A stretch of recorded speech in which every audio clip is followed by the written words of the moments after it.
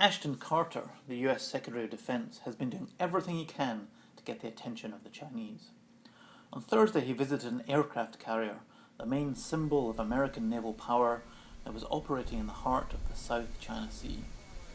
Standing on board the USS Theodore Roosevelt, Mr. Carter said that the voyage of the carrier through the South China Sea was a symbol of the stabilizing presence of the United States, and added that the whole of Asia, including the Chinese, benefit from that American security blanket. This is the environment where all the economic miracles in Asia have occurred, he said. Over the last 5 years, the South China Sea has become one of the world's main geopolitical cockpits. Half a dozen nations claim some of the islands in the sea, and those disputes have become laced with fierce nationalism in some of the countries, especially China, Vietnam, and the Philippines. There are abundant natural resources of oil, gas, and fish.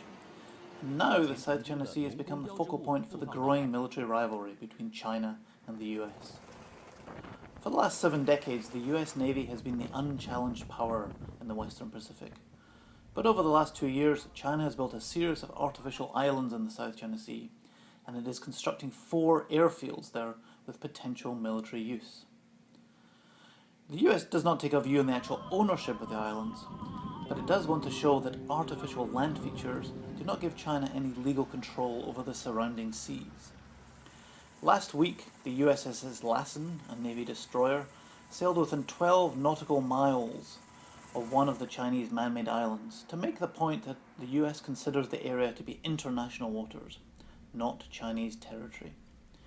And this is the big gamble behind Mr. Carter's high-profile visit to an aircraft carrier.